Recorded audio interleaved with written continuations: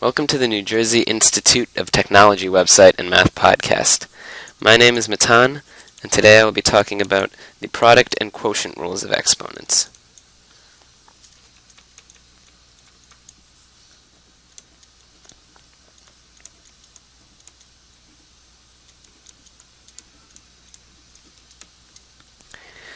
When multiplying two numbers together with exponents of the same base, the product rule of exponents can be applied.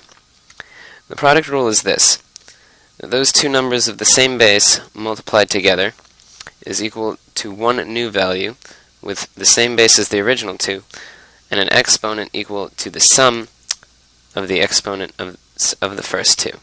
For example, 5 to the power of 2 times 5 to the power of 3 is equal to 5, we keep the same base as these two, to the power of 2 plus 3.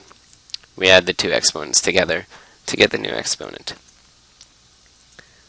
This is 5 to the 5, which is 5 times 5 times 5 times 5 times 5, which is 3,125.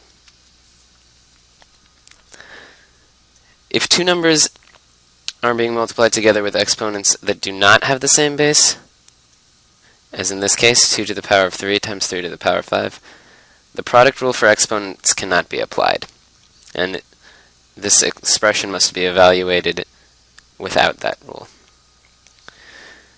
Some other examples that do use the product rule are 2x cubed times x to the power of 5. We take the two instances of x to a power and combine them into 1 by adding the powers. So we have 2 times x to the power of 3 plus 5, or 2x to the power of 8. In the case of x to the power of 7 times x to the power of negative 7, we have x to the power of 7 plus negative 7, which is x to the power of 0. And any number to the power of 0 is 1.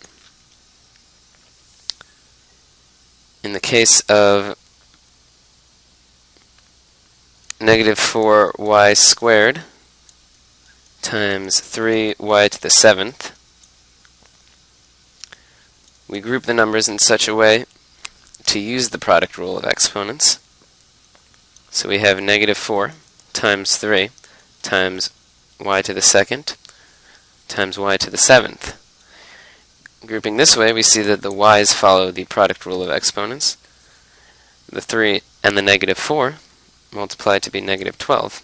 You get negative 12 y to the 9th, where 9 is 2 plus 7.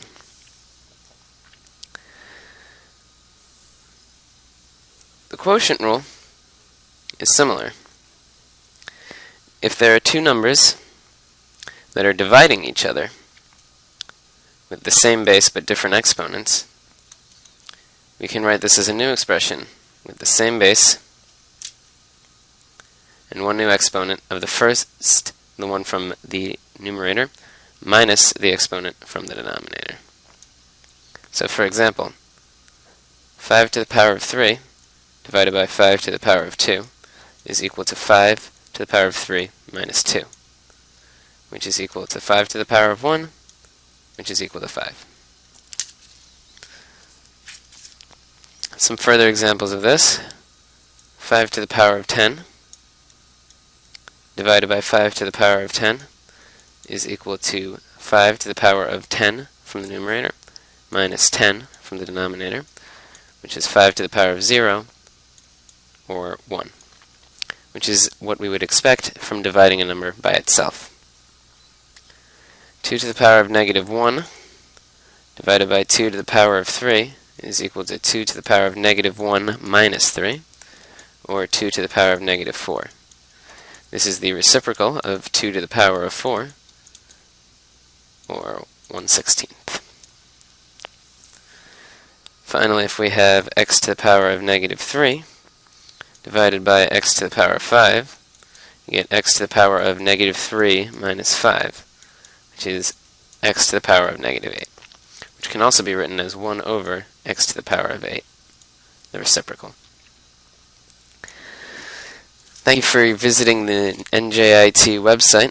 If you need any further assistance, stop by the Center for Academic and Professional Enrichment in Coop Free Hall, room 200. Good luck in your studies.